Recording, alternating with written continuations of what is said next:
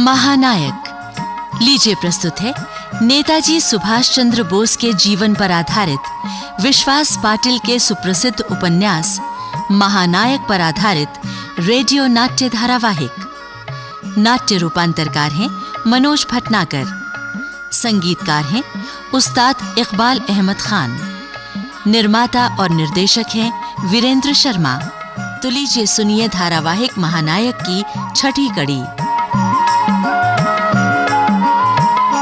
Presidency jail की सलाखों के पीछे डिकी माउंटबेटन के शब्दों में साम्राज्य का सबसे खतरनाक दुश्मन शांतिपूर्वक जेल से बाहर होते विकासों पर गहन दृष्टि गड़ाए बैठा था। देशबंधु का गिरता स्वास्थ्य सुभाष और उनके साथियों के लिए चिंता का विषय बनता जा रहा था। उधर सुभाष की मां सरीखी भाभी विभा अपने प्रिय देवर के स्वास्थ्य का ध्यान रखते हुए हर रोज गोपीनाथ साहा के हाथ जेल में सुभाष आदि के लिए खाना भेजती थी।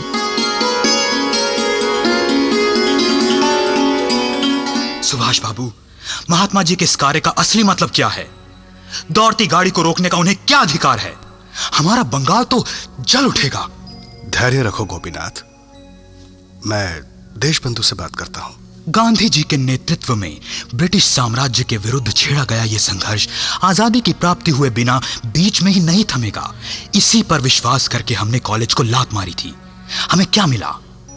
नहीं सुभाष जी, अब मैं ना तो आपका रहा और ना ही गांधी जी का। मैंने कहा ना गोपीनाथ, मैं चित्तरंजन बाबू से आज बात करूंगा। देखता हूं वो क्या कहते हैं। तुम फिलहाल जाओ, कल मिलेंगे। और हां, बाहर कोई उल्टी सीधी हरकत मत करना। खाना लाने के लिए धन्यवाद।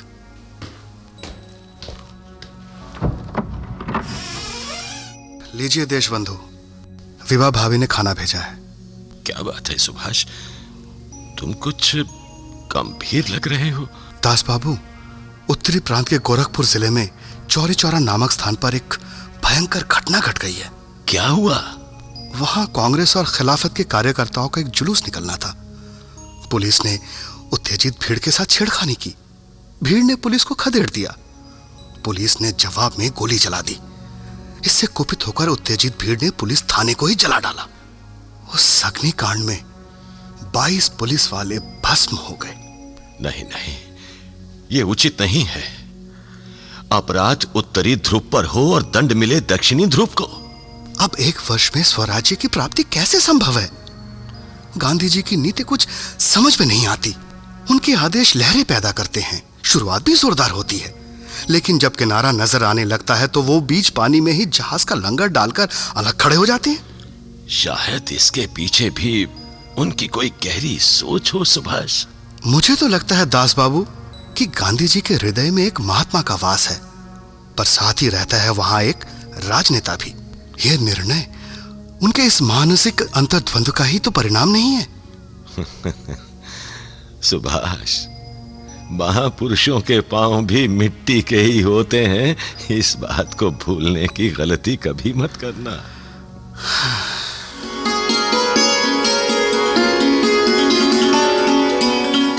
असहयोग आंदोलन स्थगित किए जाने से सभी नाराज थे। युवा, विद्यार्थी, मजदूर, सभी।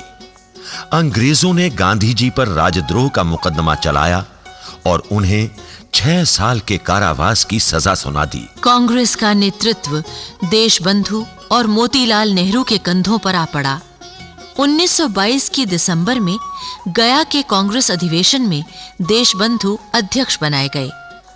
उन्होंने प्रस्ताव रखा कि विधान मंडल में प्रवेश करके अंदर और बाहर दोनों से अंग्रेजों की नाक में दम कर दिया जाए। परंतु प्रस्ताव पारित नहीं हो पाया। कांग्रेस अधिवेशन में ही अध्यक्ष के पराजित होने की दुर्भाग्यपूर्ण घटना कांग्रेस के इतिहास में पहली बार घटित हुई थी। देशबंधु ने अध्यक्ष पद और मोतीलाल नेहरू ने सचिव पद से वहीं के वहीं इस्तीफा दे दिया। लाला लाजपत राय भी उनकी ओर आ मिले और इस तरह जन्म हुआ नए स्वराज्य दल का। दास बाबू और मोतीलाल नेहरू स्वराज्य दल के प्रचार में जी जान से जुट गए। सुभाष बाबू कार्यकर्ताओं को राजनीति का सबक सिखाने लगे। एक दिन वो विलिंगडन स्क्वायर स्थित दल के कार्यालय में बैठे थे कि उसी समय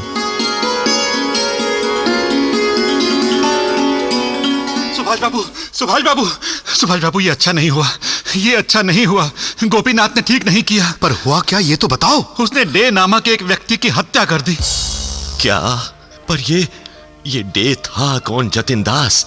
किलबर्न कंपनी का एक कर्मचारी था जिसकी गोपीनाथ ने चौरंगी नाके पर दिन दहाड़े हत्या कर दी। पर ऐसा करके उसे हासिल क्या हुआ? अब ये तो वही जाने। असहयोग आंदोलन को स्थगित किए जाने के बाद गोपीनाथ पागल सरीखा भटकता रहता था। उसने कांग्रेस कार्यालय आना जाना बंद कर दिया था। सुनने में तो ऐसा भी आया है सुभाष बाबू कि वो आजकल गुप्त रूप से क्रांतिकारियों की संगति में भी रहता था। अच्छा, उसे कहां ले जाया गया है? पुलिस मुख्यालय। पुलिस कमिश्नर टेगार्ट उससे पूछताछ कर रहा है। टेगार्ट?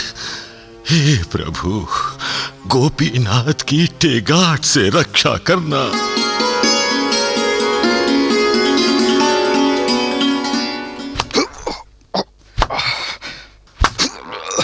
तुम सच सच बताएगा, तुमको किसका खून करने का था?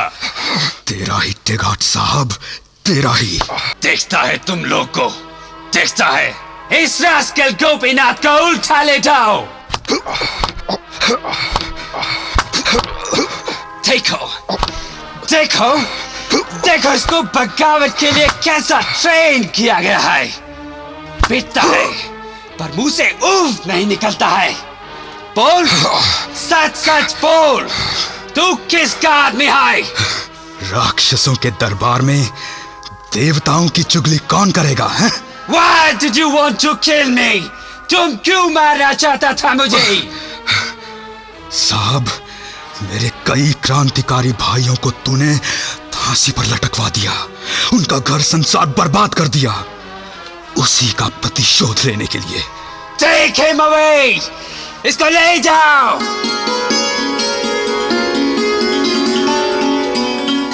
और अदालत की बैठक के दिन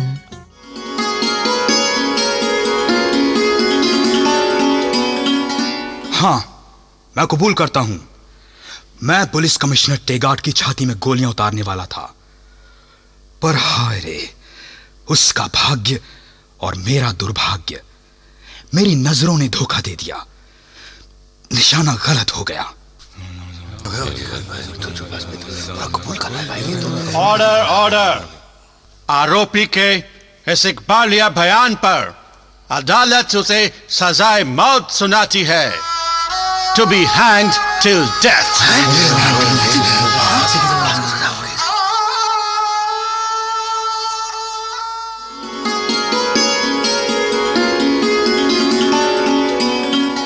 और फिर फांसी के दिन।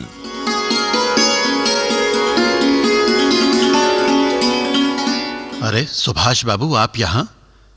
बोलिए, क्या कर सकता हूं? यह एक प्रार्थना पत्र है। किस लिए? फांसी के बाद गोपीनाथ का शव हमें दे दिया जाए।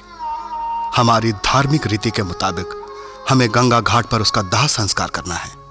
क्षमा करें सुभाष बाबू, पुलिस कमिश्नर का आदेश आ चुका है।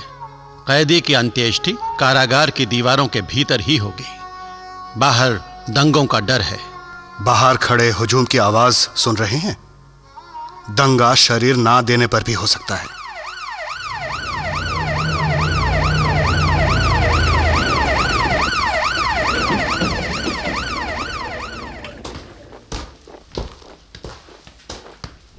लीजिए, पुलिस कमिश्नर टेगार्ट गाड़ी से उतरकर इधर ही आ रहे हैं। आपको जो अनुरोध करना है उनसे ही करें। मैं जाता हूं। Mister Tegart. Yes, Mr. Bose. What can I do for you? मैं आपके लिए क्या कर सकता हूं? मिस्टर टेगार्ट, हमारा यह प्रार्थना पत्र लीजिए और हमें अंतिम संस्कार के वक्त उपस्थित रहने की अनुमति दीजिए। हम मुस्लिम का भाई को अंतिम संस्कार का इजाजत अभी दिया है। दूसरा किसी को इजाजत नहीं मिलेगा। आप जा सकते हैं। हम नहीं जाने वाले। गोपीनाथ हमारा भी कुछ लगता है। वंदे मातरम! वंदे मातरम! वंदे मातरम! वंदे मातरम!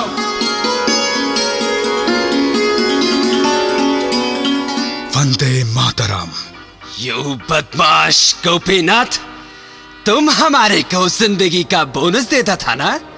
अब बोल, अब भी बोनस का बात करेगा इस फांसी का तख्ता पर खड़ा होकर? साहब, मैंने कोर्ट में जो कहा था वही फांसी के तख्ते पर पांव रखने से पहले तुम्हें एक बार फिर सुना देता हूं। मेरे रक्त के कतरे कतरे से नव क्रांति के प्रणेता जन्म पाएंगे। टेगार्ड सर, टेगार्ड सर। क्या है जिधर? जल्दी बोलो, फांसी का टाइम होता है। सर, बाहर सुभाष चंद्र बोस के नेतृत्व में स्वराज्य दल और कॉरपोरेशन के बहुत से लोग जमा हो गए हैं। सुभाष बोस हमें ललकार रहे हैं कि उन्हें भी अंदर आने की इजाजत दी जाए। ओह, दैट बोस। बता गोपीनाथ, पूरा बंगाल में रचा गया इस कुचक्र में तेरा पार्टनर कौन कौन था? बता, नहीं तो हम तेरी चमड़ी उधेड़ देगा। चढ़ना तो चमड़ी उधड़े शरीर को भी फांसी पर ही है ना टेगार्ड साहब।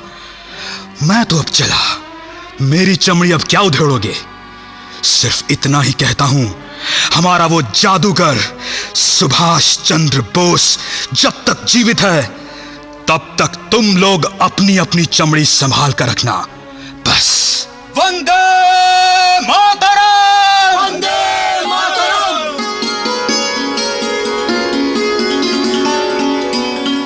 नहीं दास बाबू, एक गुलामी छोड़कर उसके बदले गले में दूसरा बंधन डालने की मुझे कोई इच्छा नहीं है।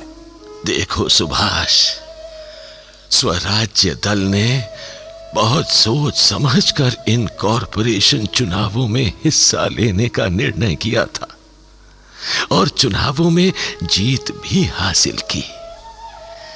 ठीक है, वरिष्ठता के नाते मुझे महापौर चुना गया है, परंतु मेरा स्वास्थ्य बहुत अच्छा नहीं है। मेरे लिए ज्यादा भाग दौड़ संभव नहीं है, इसीलिए मैंने मुख्य कार्यकारी अधिकारी पद के लिए तुम्हारा नाम सुझाया है। सुभाष, दास बाबू का खजाना व्यापक है। उसमें बैरिस्टर किरण शंकर, बैरिस्टर सेन गुप्ता, उपन्यासकार शरद चंद्र चैटर्जी, हेमंत कुमार बागची और सावित्री प्रसन्न जैसे हीरे मोती भरे पड़े हैं।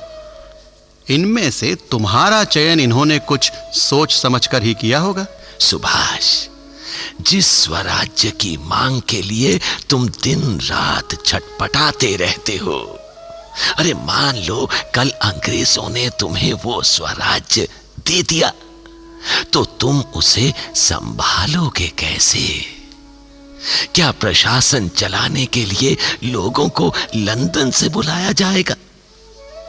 अंग्रेजों को दिखाना तो होगा ही ना कि हम भी शासन व्यवस्था को भली भांति चला सकते हैं। सुभाष, दास बाबू के इस तर्क की अहमियत को समझो। ठीक है, मुझे मंजूर है। मुझे तुमसे यही उम्मीद थी सुभाष।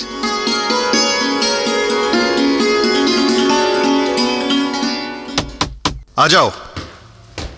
साहब, आपसे मिलने एक महिला आई हैं। कहती हैं आपको जानती हैं। ठीक है, भेजो। क्या मैं अंदर आ सकती हूँ? आइए, कहिए। पहचाना नहीं सुभाष? जी, आवाज तो पहचानी लगती है, लेकिन याद करो, चौरंगी का वो ऊपरी तल्ला, डॉक्टर भट्टाचार्य, बम। माई? लेकिन माई, ऐसा अचानक क्या हो गया? ये मुंडा सिर, ये सफेद कपड़े, डॉक्टर साहब कैसे गए? वो हैं, कभी आंध्र में होते हैं तो कभी दिल्ली में। उनकी उंगलियों में बम बनाने का जादू है ना। उसी नशे में सारा शरीर जल गया था, फिर भी बच गए। बम बनाना जारी है। वो जिंदा है तो आपने ऐसा वेश क्यों बना रखा है? घर में पढ़ने लिखने वाले बच्चे थे, वृद्ध माता पिता थे। पुलिस का रोज रोज का आतंक, तलाशी, बयान वगैरह होता था। इस झंझट से पीछा छुड़ाने के लिए उन्होंने खुद अपने हाथों से मेरा सिंदूर पोंछ दिया। माई? बोले, अपने प्रिय देश की खातिर पति के जीवित होते हुए ही तू विधवा की तरह पूछ जा। माई? वो उधर सुखपूर्वक बम बना रहे हैं, लेकिन चिरसंगिनी गरीबी मेरा साथ ही नहीं छोड़ती रे। तू तो यहाँ ऊंचे पद पर है, इसीलिए आई हूं तेरे पास। पेट भरने को नौकरी मिलेगी क्या? लेकिन माई, तुम यहाँ करोगी क्या? झाड़ू वाली का ही काम मिल जाए तो भी चलेगा। ठीक है माई, तुम झाड़ू वाली औरतों की मुकद्दम बन जाओ। सुभाष, सिर्फ मेरी ही तरफ मत देखो। अंडमान और सिनाई में कितने ही देशभक्त एड़ियां रगड़ रहे हैं। उनके स्त्री बच्चों की भी बहुत दुर्दशा है। तुम्हारे सिवाय और कौन है जो उनके सिर पर हाथ रखेगा? माई, मैं पूरी कोशिश करूंगा।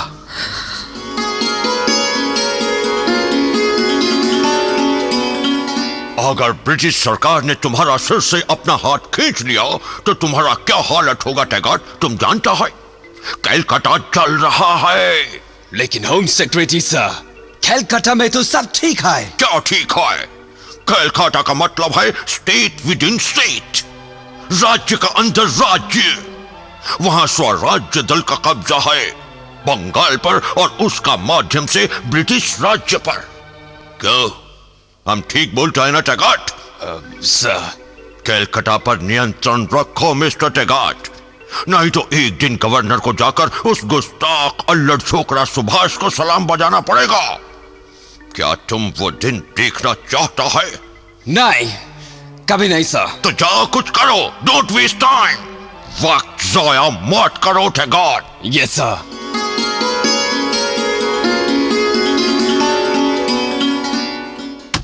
आइए आइए मिस्टर टैगॉर। कमिश्नर साहब, आज हम पर आपकी मेहरबानी कैसे हो गई? मैं आपसे सिर्फ एक लिस्ट मांगने को इधर आया है। सूची? I mean list. कैसे लिस्ट?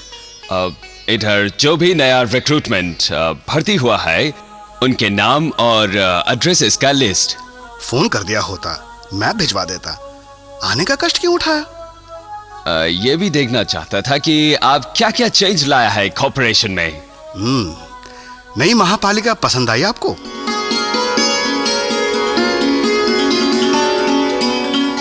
ऐसा ही चलता रहा तो कल पूरा बंगाल में मार्शल लॉ लगाने का नौबत आ सकता है। मैं तो यही गुजारिश करता है कि मुझे सुभाष को गिरफ्तार करने का परमिशन मिल जाए, बस। मिस्टर टैगॉर, आप पुलिस कमिश्नर है, केस फाइल कीजिए, आरोप फ्रेम कीजिए। पलिटन सर, But what? वो अपना पीछे कोई सबूत छोड़ता है नहीं। फॉर एग्जाम्पल, उसने कई क्रांतिकारियों के रिश्तेदारों को नौकरी दिया है। मेरी हत्या का हुक्म गोपीनाथ साहा को सुभाष ही दिया था। आज अगर मेरी बारी है तो कल आपकी हो सकती है गवर्नर लॉर्ड लिटन सर। मैं टैगॉर से सहमत हूँ। बंगाल की हर रोज बढ़ती इस अराजकता की चपेट में कोई भी आ सकता है, यहाँ तक कि हमारा साम्राज्य तक खतरे में पड़ सकता है। जेंटलमैन, अपना मातहतों के सामने मुझे ये बात नहीं करना चाहिए, पर आई एम सॉरी, मुझे कहना पड़ रहा है।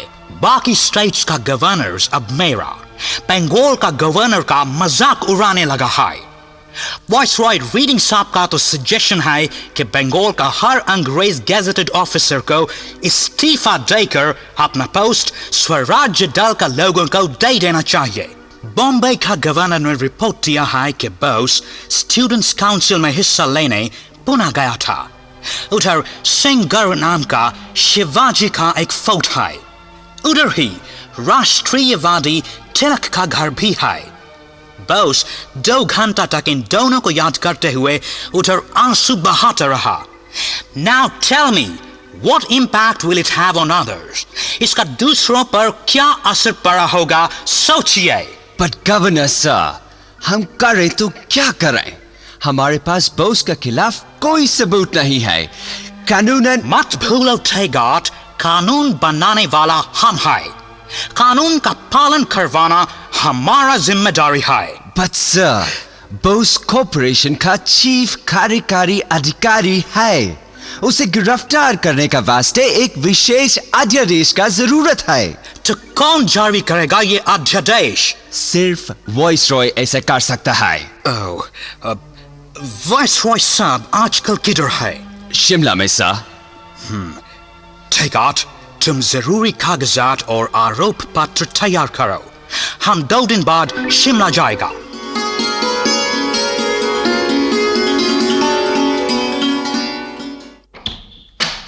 Who the hell?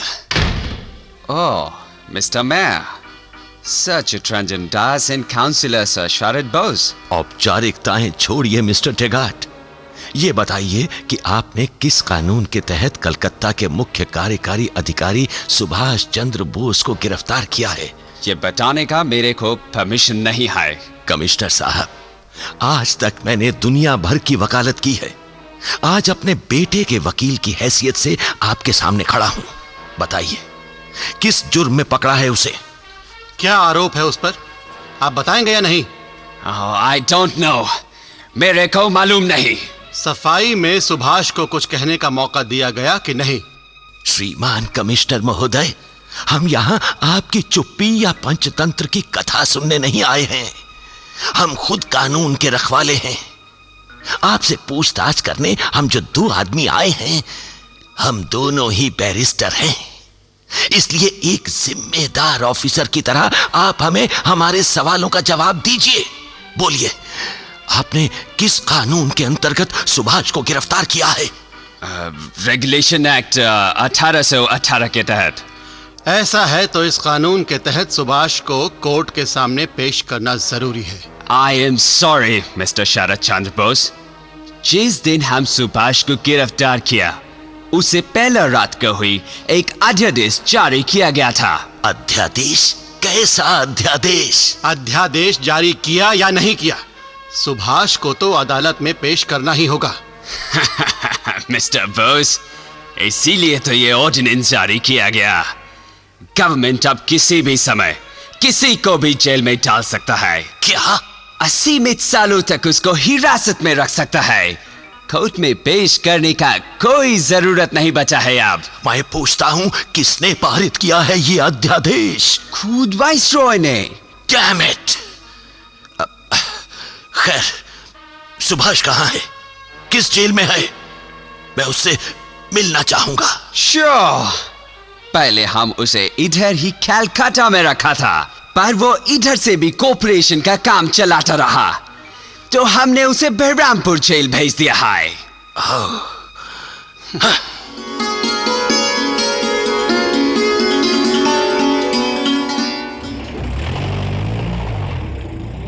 क्या बात है दास बाबू, आप इतने उदास क्यों हैं? शरद, हम सुभाष से मिलने बहरामपुर जा तो रहे हैं। अध्यादेश की भाषा और उसके पीछे के कपट नाटक को समझो शरद।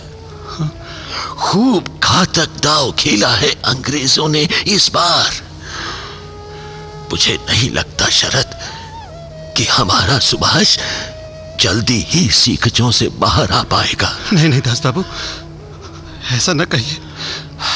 नहीं, अपने प्रिय अनुज के बिना मैं अधिक दिन जिंदा नहीं रह पाऊंगा। शरद, अपने आप को संभालो शरद। देखो, बहरामपुर जेल का फाटक सामने है। हाँ।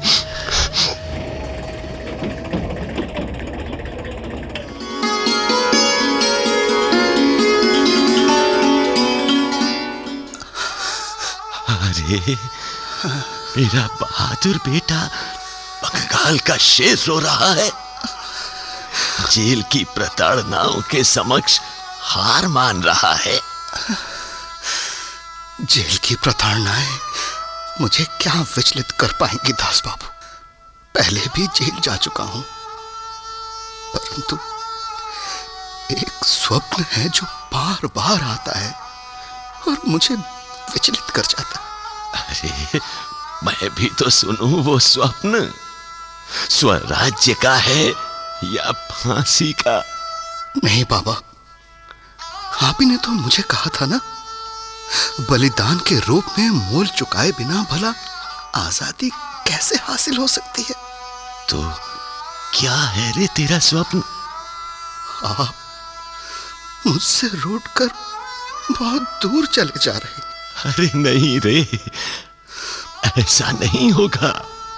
तू चिंता मत कर सुभाष, प्राण भले चले जाए पर तुझे अधिक दिनों तक बंदी गृह में नहीं रहने दूंगा मैं। बाबा। सुभाष, बुढ़ापे की छाया देरी छूने लगी है रे। अब जाने किधर से रणभेरी की आवाज सुनाई पड़ने लगी है, परंतु अपना अस्त्र मैं तेरे हाथ में देता हूं रे। चिंता मत कर बेटे, इस अंधकार का अब अंत होने वाला है। बाबा। सुभाष, तेरी ही किरणों से होगा कल का सुप्रभात। काले सियाह बादलों में से सूर्यास्त का सिंदूरी प्रकाश झलकने लगा है। अब इस थके मांदे पक्षी को जल समाधि लेने के लिए विदा कर। नहीं बाबा, नहीं।